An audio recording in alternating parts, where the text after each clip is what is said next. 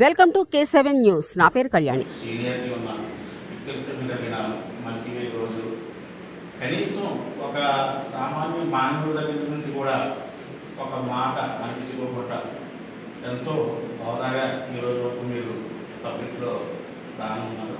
నేను కోరేది, నాకు ఇష్టమైనది ఏంటంటే రాజకీయాల్లో మీరు అన్నట్టు రాజకీయాలు అంటే ప్రజలకు సేవ చేయడం రాజకీయం. ప్రజలకు సేవ చేయాలనుకున్నప్పుడు ఏ పార్టీ అయినా ఏ వ్యక్తి అయినా నాతో సహా అందరం కూడా ప్రజలకు అందుబాటులో ఉండాలనేది నా యొక్క కోరిక, నా సూచన. ముందు నుంచి కూడా మాకు ఒక ప్రాబ్లమ్స్ దీనికి జరిగిన విషయం ఏంటంటే నర్సీపట్నం నుంచి చోడవరం టు అనకాపల్లి లేదా వెంకటపట్నం అనకాపల్లి వెంకటపట్నం సభ ఈ రోడ్డు అసలు బీగుడిపట్నం నర్సీపట్నం రోడ్డు బిఎన్ రోడ్డుగా పిలువబడే రోడ్డుకి మరి గతంలో నేను శాసనసభ్యుడిగా ఉన్నప్పుడు నేషనల్ హైవే అథారిటీ ఆఫ్ ఇండియాలోని మనం ప్రయత్నించి దీన్ని నేషనల్ హైవే చేయడానికి ఆవేళ మా ప్రతిపాదన అయితే Malkangiri to Sileru to Chintapalli to Narsipatnam Chodavaram to Sabbavaram అనేది మా యొక్క ప్రతిపాదన. తర్వాత మన ఫ్రెష్ 60,000 నుంచి 65,000 మంది పెన్షన్దారులు ఉన్నారు. వృద్ధా పెన్షన్ కావచ్చు, వితంతు పెన్షన్ కావచ్చు, వికలాంగ పెన్షన్ కావచ్చు, బటర్ఫ్లై పెన్షన్ కావచ్చు. అలాగే ఎవరైతే బెడ్ రీడర్ ఉన్నారో అసలు కదలడానికే వీలు లేకుండా మంచం మీద ఉన్నారో వాళ్ళకి ఈ 4-5 రకాల పెన్షన్స్ ఉన్నాయి. ఈ సుమారు 60,000-65,000 మంది పెన్షన్దారులు ఉన్నారు. ఆ పెన్షన్స్ ఇస్తున్నాం. మనం అనుకున్న ఎన్నికల వాగ్దానం మేరకు 3,000 రూపాయల పెన్షన్ ఒకేసారి 4,000 రూపాయలు చేసాం. దానికి కూడా మళ్ళీ 3 నెలలది 1,000 రూపాయల రివర్సల్ కూడా ఇచ్చి 7,000 రూపాయల పెన్షన్ అందరికీ అందజేయడం జరిగింది. ఏ రోజు ఏ నెల ఏదైతే మాట ఇచ్చో మాట ప్రకారంగా చేసాం, కొనసాగుతుంది.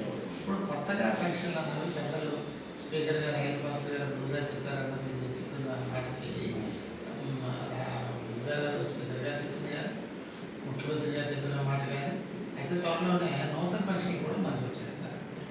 వికలాంగులు కాని వాళ్ళు వికలాంగుల సర్టిఫికేట్లో డబ్బులు ఇచ్చి మేనేజ్ చేసి సర్టిఫికేట్లు తీసుకొని వాళ్ళు వికలాంగ పెన్షన్ పొందుతున్నారు. వాళ్ళు సంపూర్ణంగా పెన్షన్కి అర్హత ఉన్నటువంటి వికలాంగులు కాదు. కాబట్టి అటువంటి ఎవరు ఎంక్వైరీ చేసి తీసి కొత్త వాళ్ళకి ఇవ్వాలండి.